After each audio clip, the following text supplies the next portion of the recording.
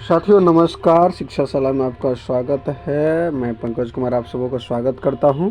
और आज हम लोग पुनः लेकर के आए हुए हैं इडुटेरिया टेस्ट सीरीज़ का जो बिहार स्पेशल जीके है उसका सेट नंबर 4 को लेकर के आए हुए हैं। तो यह जो है परीक्षा के दृष्टिकोण से यानी बिहार स्पेशल जो भी एग्ज़ाम है उसके लिए तो इम्पोर्टेंट है ही साथ आगामी जो आपका 67वीं का जिसका कि कल देखा कि आपने नोटिस निकाल दिया है कि 31 सितंबर को परीक्षा होगी, उसके लिए तो खास इम्पोर्टेंट है। इसलिए इस वीडियो को स्किप बिल्कुल नहीं कीजिएगा, क्योंकि यहाँ से 1 नंबर आपका पक्का हो सकता है, क्योंकि यह जो क्वेश्चन है यह काफ़ी इम्पोर्टेंट क्वेश्चन इसमें सेलेक्ट किया गया है। तो चलिए हम लोग वीडियोज़ को स्टार्ट करते हैं। लेकिन उससे पहले आपसे रिक्वेस्ट है कि अगर इससे पहले की जो 3 सेट दिया गया है जिसका वीडियोज आपने नहीं देखा है, उस तीनों सेट का वीडियोज़ को भी देख लीजिएगा। उसका लिंक जो है इस वीडियोज़ के डिस्क्रिप्शन में मिल जाएगा, या आप शिक्षा सलाह चैनल पर जा करके आप बीपीएससी या बिहार स्पेशल जो इडुटेरिया का टेस्ट सीरीज है वहाँ से वीडियोज़ को आप सर्च भी कर सकते हैं। ठीक है, साथ ही साथ इस वीडियोज़ के माध्यम से कुछ क्वेश्चंस भी पूछे जाते हैं, जिसका जो क्वेश्चन पिछले वीडियो से रिलेटेड होता है और उसका आंसर आपको कमेंट में देना है। चलिए हम लोग वीडियोज़ को स्टार्ट करते हैं। और यह इम्पोर्टेंट श्रृंखला है और यह है सेट नंबर 4। तो सबसे पहला प्रश्न है यहाँ पर कि शिशुनाग वंश, प्रश्न है शिशुनाग ने किसे पराजित कर शिशुनाग वंश की स्थापना की थी। देखिए, शिशुनाग के द्वारा शिशुनाग वंश की स्थापना की गई थी, ये भी प्रश्न बनेगा। और शिशुनाग वंश जब इसकी स्थापना हुई थी, इसको स्थापना किसने किया था, तो इसका आंसर हो जाएगा आपका नागदशक। अब आइए थोड़ा सा हम लोग डिटेल जानते हैं कि ये नागदशक थे कौन। ये नागदशक जो हैं ये हर्यक वंश के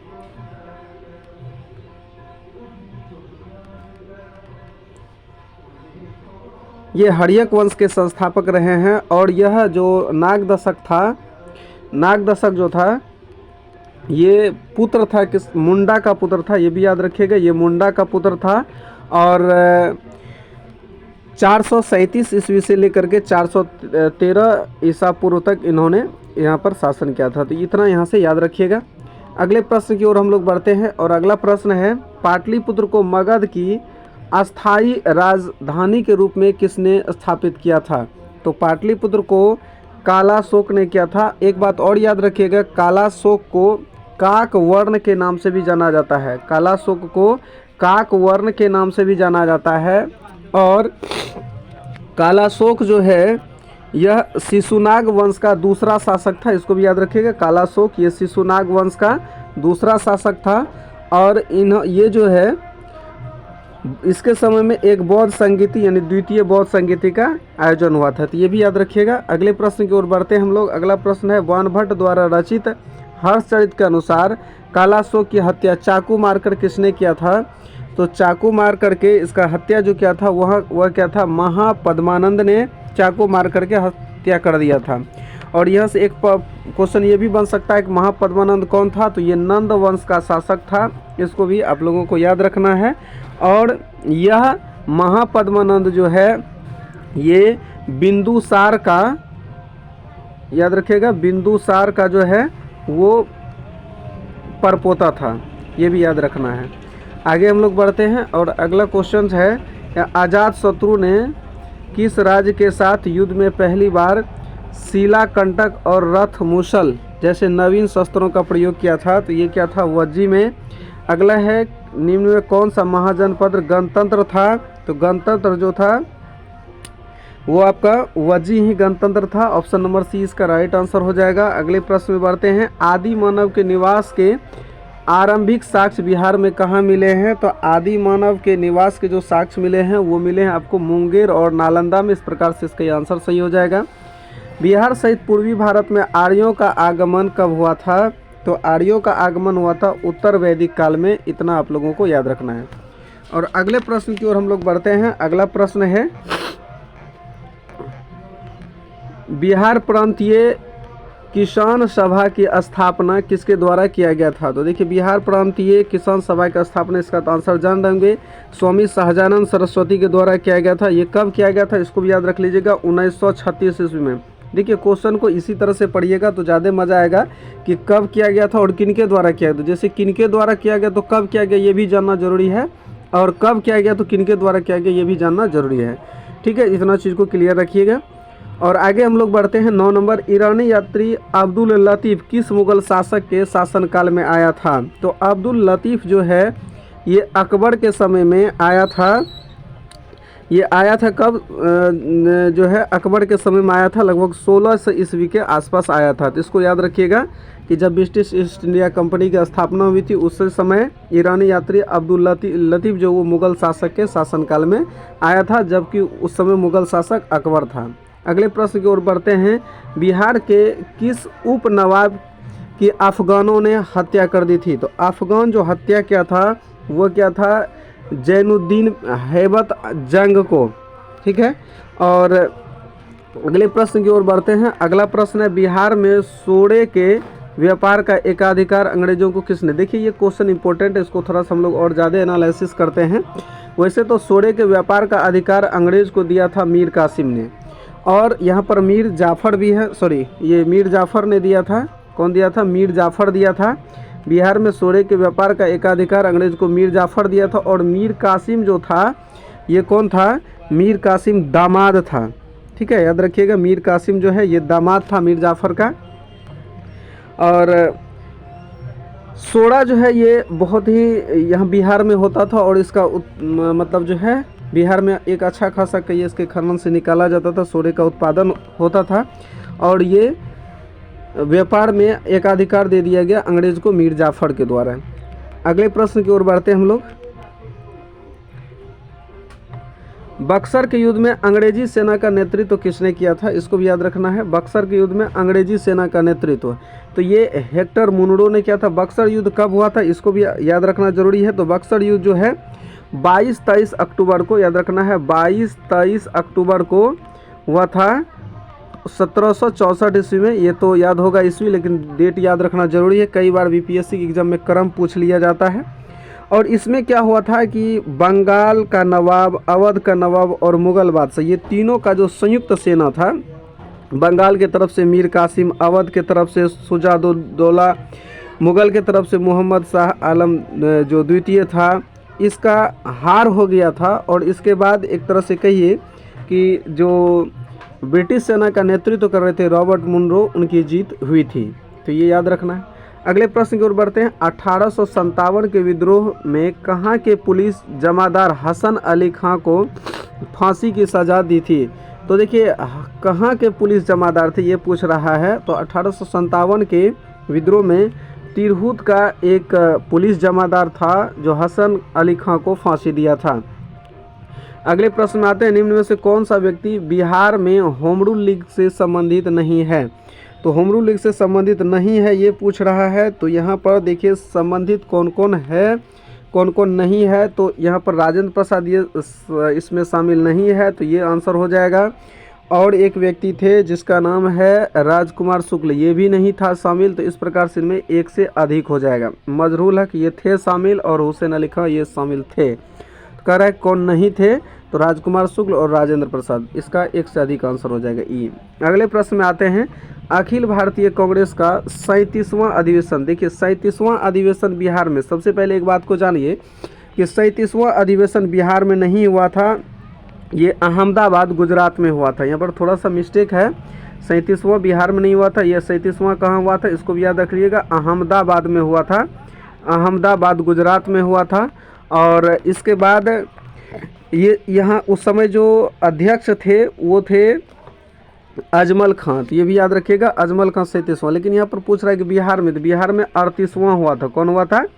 38वां हुआ था। कहाँ पर हुआ था? तो गया जिला में हुआ था। और इसका अध्यक्ष कौन था इसको भी याद रख लीजिएगा, तो ये था देशबंधु चित्तरंजन दास, देशबंधु चित्तरंजन दास, इसको भी याद रखना है। अगले प्रश्न की ओर बढ़ते हैं। और अगला प्रश्न है, बिहार में राजनीतिक पीड़ित दिवस कब मनाया जाता है? तो राजनीतिक पीड़ित दिवस जो है 10 अगस्त 1929 को मनाया जाता है। अगले प्रश्न की ओर बढ़ते हैं। 1934 में पटना में स्थापित सोशलिस्ट पार्टी के सचिव कौन थे? तो सोशलिस्ट पार्टी के सचिव जयप्रकाश नारायण थे। इनको लोक नायक के नाम से भी जाना जाता है, कई बार ये भी पूछ लेता है कि लोक नायक के नाम से किन्हें जाना जाता है? जयप्रकाश नारायण को जाना जाता है। मुंगेर में सविनय अवज्ञा आंदोलन का नेतृत्व किसने किया था? तो ये श्री कृष्ण सिंह ने किया था, इसको याद रखना है। अगला प्रश्न आता है बिहार प्रदेश कांग्रेस कमेटी के प्रथम अध्यक्ष कौन थे? तो इसका प्रथम अध्यक्ष जो था वो था हसन इमाम, इसको याद रखना है। बिहार में स्वराज दल का गठन किसकी अध्यक्षता में हुआ? तो बिहार में स्वराज दल के गठन जो हुआ था वो था नारायण प्रसाद की अध्यक्षता में हुआ था। अगले प्रश्न की ओर बढ़ते हैं और अगला प्रश्न है पटना में स्थापित अनुशीलन समिति की शाखा के संचालन का दायित्व किसको सौंपा गया था? अनुशीलन समिति के शाखा के संचालन का दायित्व किसे सौंपा गया था? तो इसका आंसर हो जाएगा सचिंद्र नाथ सन्याल को सौंपा गया था। बहावी आंदोलन का मुख्य केंद्र, अच्छा एक बहावी आंदोलन से यहाँ से ये भी चीज़ आपको याद रखना पड़ेगा कि बहावी आंदोलन किसके नाम पर पड़ा, तो इसको याद रखना बहुत ज़रूरी है। बहावी आंदोलन किसके नाम पर पड़ा? इसका नाम था मोहम्मद बिन अब्दुल बहावी। मोहम्मद बिन अब्दुल, क्या रखना है? मोहम्मद बिन अब्दुल बहावी। तो इसी के नाम से जो ये बहावी आंदोलन हुआ और बहावी आंदोलन को सल्फी आंदोलन के नाम से भी जाना जाता है, याद रखना है सल्फी आंदोलन। तो बहावी आंदोलन को सल्फी आंदोलन के नाम से भी जाना जाता है। और इसका मुख्य केंद्र कहाँ था? तो इसका मुख्य केंद्र था पटना। अगले प्रश्न की ओर बढ़ते हैं। बिहार हेराल्ड के संपादक कौन थे? तो बिहार हेराल्ड के संपादक जो है वो थे गुरु प्रसाद सेन। अगले प्रश्न में बढ़ते हैं और अगला प्रश्न, बिहार के क्रांतिकारी नेता खुदीराम बोस को फांसी दी गई थी। कब दी गई थी फांसी और कहाँ दी गई थी फांसी? मैं पहले भी बताया हूँ कि आपको दोनों चीज़ याद रखना है, कब दी गई थी और कहाँ दी गई थी। तो याद रखना है कि इसमें जो फांसी दी गई थी, इनको ये फांसी दी गई थी आपको 18 वर्ष की अवस्था में 11 अगस्त 1908 ईस्वी को। कितने वर्ष की अवस्था में? याद रख लीजिएगा 18 वर्ष की अवस्था में फांसी दे दिया गया था। ऐसा इसलिए हुआ था कि इनके बारे में एक थोड़ी सी कहावत है कि इन्होंने क्या किया था, लुधियाना का एक डिप्टी कमिश्नर था जिसका कि इन्होंने दाढ़ी पकड़ लिया था कुछ वजह को लेकर के, और तब तक पकड़े रहा था जब तक कि इसके हाथ नहीं काट दी गई थी। तो ये इसके संबंध में ऐसा कहा जाता है और ये याद रख लेना है 11 अगस्त 1908 ईस्वी को।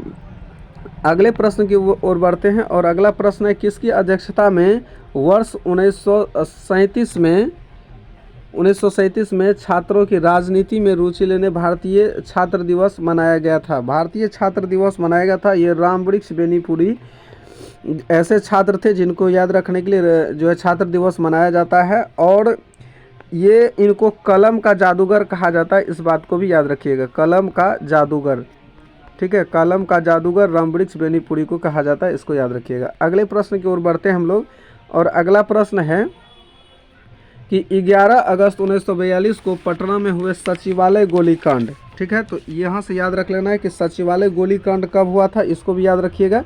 सचिवालय गोलीकांड 11 अगस्त 1942 को हुआ था, ठीक है, जिस समय भारत छोड़ो आंदोलन चल रहा था उस समय। तो उसमें कौन कौन व्यक्ति शामिल नहीं थे ये याद रखो। सबसे पहले हम लोग जान लें शामिल कौन थे। इसमें 7 छात्र थे जो शामिल थे, जिसमें कि उमाकांत प्रसाद सिंह ये भी शामिल थे, रामानंद सिंह ये भी शामिल थे, इसके अलावे सतीश झा थे एक, वो भी शामिल थे, उसके अलावे आपको जगपति थे एक, वो भी शामिल थे, इसके अलावे आपको जो है एक थे और राजेंद्र सिंह ये भी थे, और इस तरह से कई शामिल थे। इसमें प्रश्न कर रहा है कि कौन कौन व्यक्ति शामिल नहीं थे, तो लक्ष्मण दास और वासुदेव नारायण सिंह ये दोनों शामिल नहीं थे। तो इसका आंसर हो जाएगा 1 से अधिक, ऑप्शन नंबर ई। अगले प्रश्न में बढ़ते हैं। 2011 के जनगणना के अनुसार बिहार के किस जिले का लिंगानुपात सर्वाधिक है? तो भोपाल का सर्वाधिक है। जनसंख्या घनत्व की दृष्टि से भारतीय राज्यों तथा केंद्र शासित प्रदेशों में बिहार का स्थान कौन सा है? तो देखिए यहाँ पर अगर ये केंद्र शासित प्रदेश नहीं कहा होता तो बिहार का स्थान पहला होता, लेकिन केंद्र शासित प्रदेश कहा है इसलिए छठा हो जाएगा। नंबर 1 में केंद्र शासित प्रदेश आता है जिसका नाम है दिल्ली, जहाँ पर 11,320 व्यक्ति जो है 11,320 इसकी जनसंख्या घनत्व, यानी इतना व्यक्ति 1 स्क्वायर किलोमीटर में रह रहा है। जबकि बिहार की बात करें तो बिहार में 1106 है। तो इस प्रकार से अगर केंद्र शासित में पहला पूछे तो दिल्ली हो जाएगा, अगर सिर्फ जनसंख्या दृष्टि से राज्य में बात करें तो बिहार हो जाएगा, लेकिन जब दोनों मिला के बात करें तो राज्य में छठा हो जाएगा, दोनों मिला करके तो छठा हो जाएगा बिहार का। अगला आते हैं निम्न में कौन बिहार के प्रथम राज्यपाल? ये जयराम दास दौलत राम थे। प्रसिद्ध सीताकुंड का संबंध कहाँ से है? तो सीताकुंड जो है ये आपको पड़ता है मुंगेर जिला में। अगले प्रश्न में आते हैं, अगला है बिहार के किस जिले में तराई मिट्टी सर्वाधिक? तो ये सर्वाधिक पूछ रहा है तो पश्चिम चंपारण। किस लोक नृत्य का संबंध बिहार से नहीं है? सतरिया का।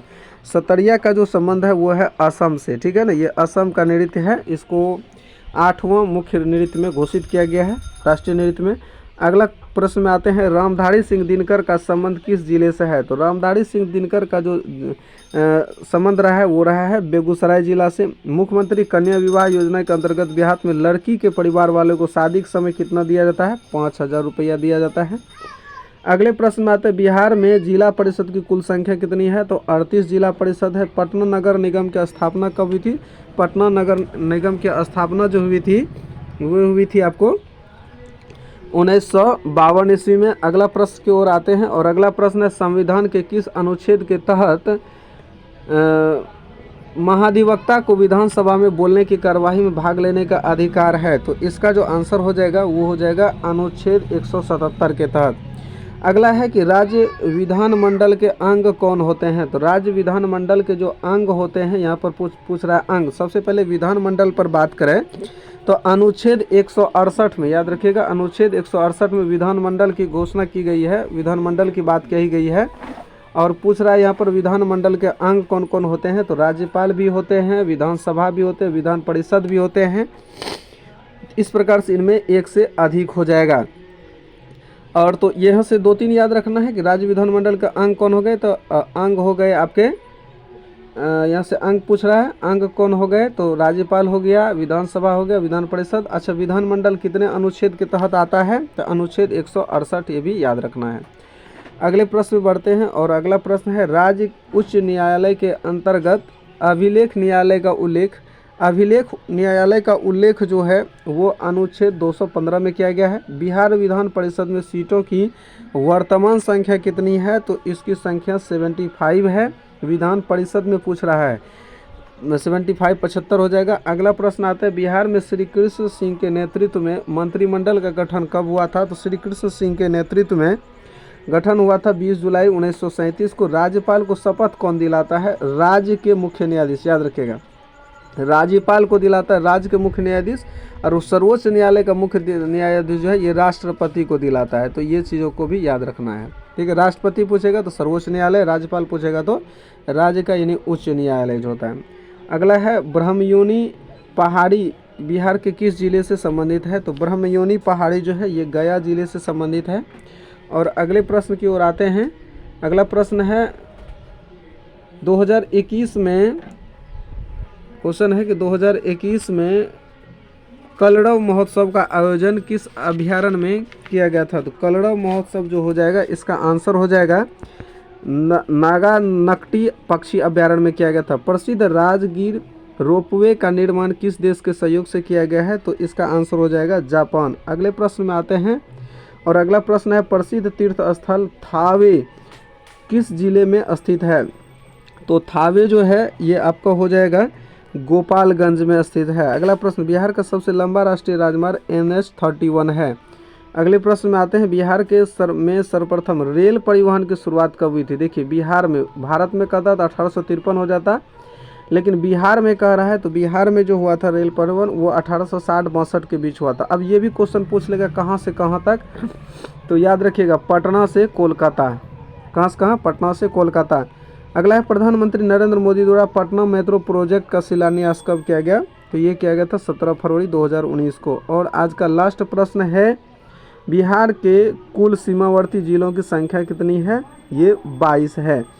और आज का जो क्वेश्चन है आप लोगों के लिए वो ये बताना है कि यानी क्या कि बिहार जो है, बिहार को 2 भाग में बांटने का काम एक नदी करती है, उस नदी का नाम बताना है आज के कमेंट बॉक्स में। चलिए साथियों, आज के वीडियोज़ में इतना ही। तो उम्मीद करते हैं कि ये वीडियो को आप लोग शुरू से अंत तक ज़रूर देखे होंगे और ये सारे प्रश्न परीक्षा के दृष्टिकोण से इम्पोर्टेंट है, एक बार इसका रिवीजन ज़रूर कर लेंगे। चलिए हम लोग मिलते हैं नेक्स्ट वीडियो के साथ नेक्स्ट वीडियो में, और तब तक के लिए धन्यवाद।